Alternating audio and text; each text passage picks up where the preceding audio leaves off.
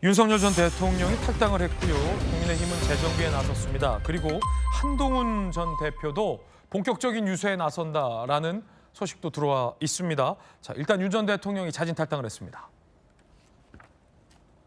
당을 떠나는 게 대선 승리를 위한 최선의 길이다. 백의종군하겠다. 김문수 후보에게 힘을 모아달라라며 윤 전 대통령이 탈당을 했습니다. 김문수 후보와 김용태 비대위원장 반응도 있습니다. 김 후보의 탄핵에 강을 넘어 국민 통합을 유기하겠다. 김용태 비대위원장. 김문수 후보는요. 뜻받들어 더 단합과 혁신하겠다. 국민의 뜻에 맞는 대통령이 될 것이다. 라는 얘기를 밝혔습니다. 자, 한동훈 후보가 지원 유세에 나서기로 했습니다. 지원 시동. 아무래도 이제 대통령도 탈당을 했고 한동훈 후보도 직접 등판을 한다라는 겁니다.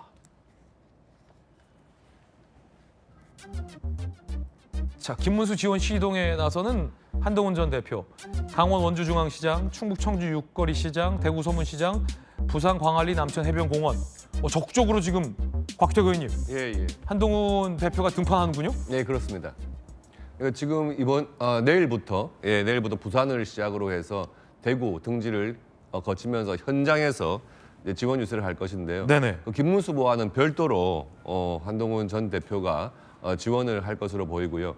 아마도 지난번에 이제 한동훈 대표가 윤석열 전 대통령 부부와의 당과의 관계 절연이라든지 이런 몇 가지 이야기를 했었는데 그 부분 중에 일부가 뭐 정리된 측면도 있고 또 시기상으로 봐서도 한동훈 전 대표의 김문수 후보에 대한 지원이 참 당으로서도 필요한 시점이기 때문에 굉장히 다행이라고 생각을 하고요. 네. 다만 뭐 그런 것들이 조건은 아니었지만 뭐 한동훈 전 대표로서도 본인이 또 경선 마지막까지 상대했던 김문수 후보에 대해서 지원에 나섰다는 것은 굉장히 저희 당으로서는 좋은 신호라고 보여집니다. 아마 곽택 의원님도 개인적으로 한동훈 대표가 등판한다는 소식에 다행이다라고 가슴을 쓸어내렸을 것 같은데 예. 왜냐하면 김문수 후보의 지지율이 뭐 결집은 지금 되고 있어요. 그런데 이 경선에서 김문수 후보가 선출됐을 때 컨벤션 효과 등이 있어야 되는데 그 전에 오히려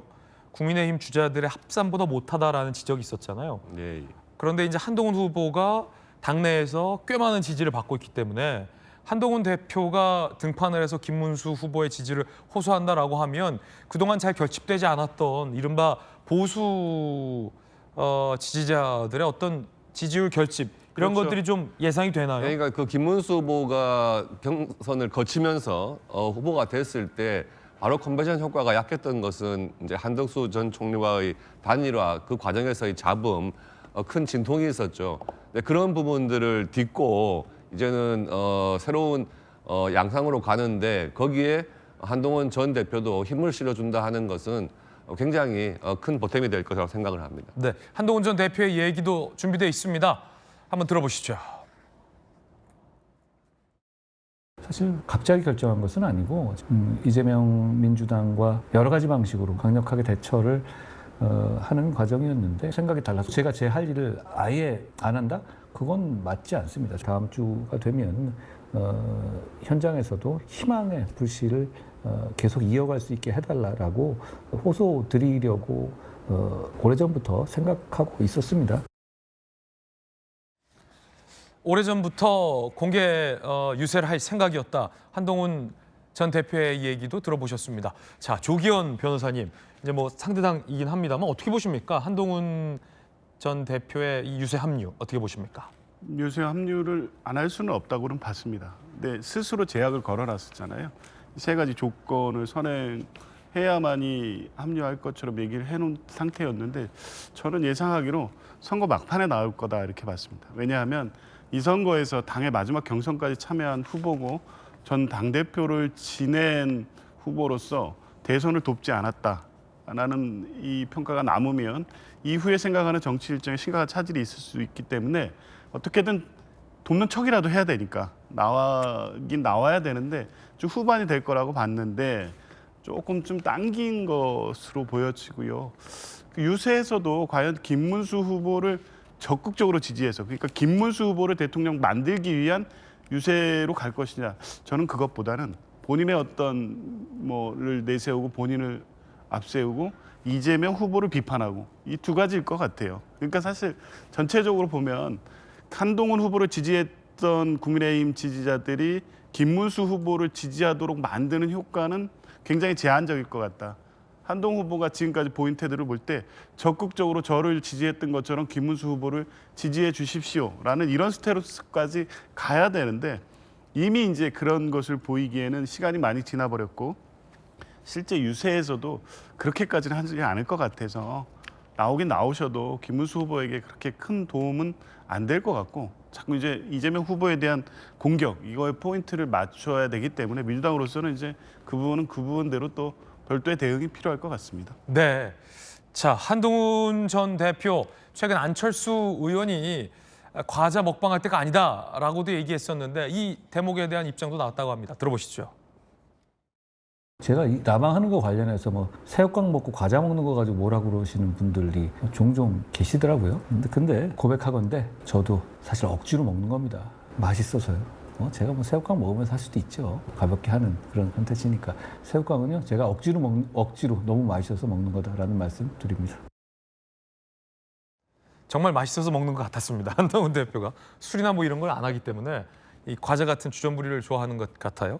자, 그런가 하면 이 원팀이 되기 위해서는 홍준표 전 후보도 설득을 해야 되는데 국민의힘이 하와이 특사단을 급파한다는 얘기도 나와 있습니다.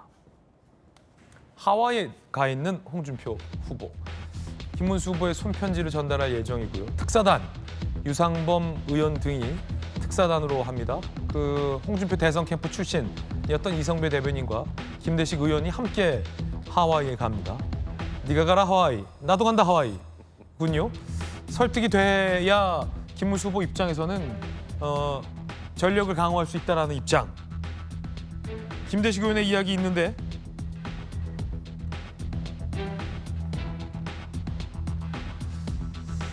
자, 보수파가 결집해줄 사람이다라는 겁니다. 설득할 수 있다라는 얘기도 나와요. 자, 정익진 변호사님, 네네. 홍준표 전 시장이 마음을 돌릴 수 있을까요? 글쎄요, 뭐 앵커도 이야기했지만 저 옛날 친구란 영화 생각이 났는데 왜 하와이 가셨는지 모르겠고 그다음 하와이 가신 분 뭐 굳이 이렇게 불러드려야 되나? 그게 지금 국민의힘의 현실이 아닌가. 저 지금 뭐 하와이 가시는 분들 진짜 눈썹이 휘날리도록 뛰어야 이재명 후보한테 근접할 수 있을까 말까 지금 그럴 상황인데 그런 분들이 오히려 하와이를 가게 만들었으니 하와이 가 계신 홍준표 후보나 하와이 가게 만든 그런 국민의힘이나 참 그 안타깝다 그런 생각이 들고요. 뭐 한동훈 후보부터 모든 사람들이 일치 단결해가지고 모든 사람들이 걱정하고 있는 거 아니겠습니까? 우리나라 그 삼권 분립이 위기에 처할 수 있다. 여기에 대해서는 다 공감하는 거니까 그 홍준표 후보가 아무리 정치를 이제 그만두겠다라고 하셨어도 본인이 해야 할 일이 있으면 마지막까지 유종의 미를 보여주시는 게 좋지 않을까 그 생각 듭니다. 박세민 최고님, 뭐 세간에는 뭐 나중에 이재명 캠프나 혹은 그 이후에 홍준표 전 시장이 뭘 한 자리 할 거다 뭐 이런 소문도 돌았는데 그런 건 아닌가요?